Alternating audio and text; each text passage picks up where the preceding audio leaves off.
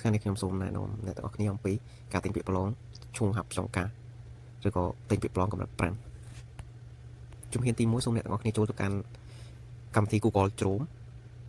បន្ទាប់មកសូមអ្នកទាំងអស់វាយពាក្យអ្នកទាំងអស់គ្នាវាយពាក្យ kiiptest.org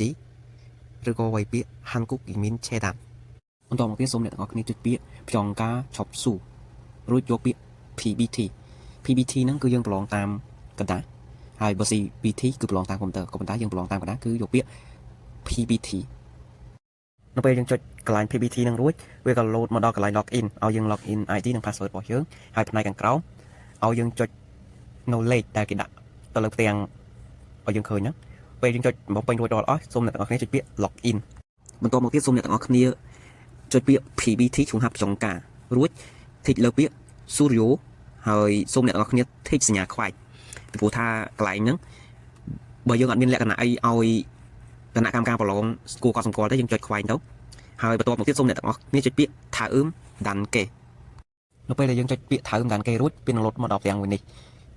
អញ្ចឹងដោយសារតែថ្ងៃដែលយើងត្រូវប្រឡងថ្ងៃទី12ខែ4ឆ្នាំ2025អញ្ចឹងយើងចុចនៅចំថ្ងៃទី12ហ្នឹងទៅដែលខ្ញុំមានគុំពងពណ៌ក្រហមហ្នឹងបន្ទាប់ពីអ្នកទាំងអស់គ្នាចុចរើសថ្ងៃប្រឡងរួចសូមអ្នកទាំងអស់គ្នាអូសមកក្រោមសូមអ្នកទាំងអស់គ្នា tick នៅថ្ងៃដែលប្រឡងហ្នឹងឆ្នាំ2025សំឆាឈ្មោះហាប់ចុងការ tick លើហ្នឹងទៅហើយអ្នកទាំងអស់គ្នាអូសមកក្រោមទៀតនឹងឃើញសាលាដែលអ្នកទាំងអស់គ្នាចង់ចុះឈ្មោះប្រឡងដោយសារតែខ្ញុំនៅជិតពូសានចឹងខ្ញុំប្រឡងនៅពូសានពេល Google តាក់ជោហើយអ្នកទាំងអស់គ្នានៅជិតសាលាណាអ្នកទាំងអស់គ្នាអាចរើសសាលាដែលចង់ទៅប្រឡងបានបន្ទាប់ពីរើសសាលារួចអ្នកទាំងអស់គ្នាចុចពាក្យថាអឺមដានគេដែលនៅពីខាងក្រោមហ្នឹងហើយនៅពេលដែលចុចរួចក៏ចេញនៅផ្ទាំងមួយនេះអញ្ចឹងសូមអ្នកទាំងអស់គ្នាចុចពាក្យ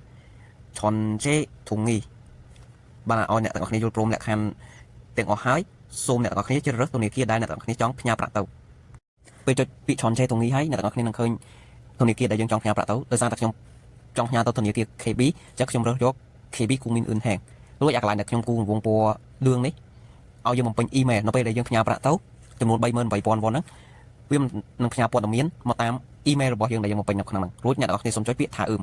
បន្ទាប់ពីអ្នកទាំងអស់គ្នាចុចពាក្យថាអឺមរួចវានឹងលោតផ្ទាំងមកមួយនេះអញ្ចឹងកន្លែងនេះគឺលេខកងធនាគារដែលយើងត្រូវផ្ញើទៅដែលខ្ញុំគូរង្វង់ពណ៌ក្រហមហ្នឹងហើយឈ្មោះអ្នកទទួលគឺឆេតានផូពីនហាន់គូកអ៊ីមីនហើយបន្ទាប់មកសូមអ្នកទាំងអស់គ្នាចុចពាក្យហាគីនទៅហើយកន្លែងនេះសូមបញ្ជាក់ផងដែរដោយសារតែយើងអត់ទាន់បានយើងទិញភ្លាមយើងអត់ទាន់បានវេប្រាក់ភ្លាមអញ្ចឹងយើងគេទុកសុពលភាពយើងដល់ថ្ងៃទី26ខែ3រហូតដល់ម៉ោង11:59 នាទីយប់បន្ទាប់ពីយើងចុចពាក្យហាគីនរួចវានឹងលោតចេញមកផ្ទាំងមួយនេះបានថាយើងបានដាក់ពាក្យទិញពាក្យរួចរាល់ហើយនៅពេលដែលអ្នកទាំងអស់គ្នាទិញពាក្យរួចរាល់អ្នកទាំងអស់គ្នាចូលទៅកាន់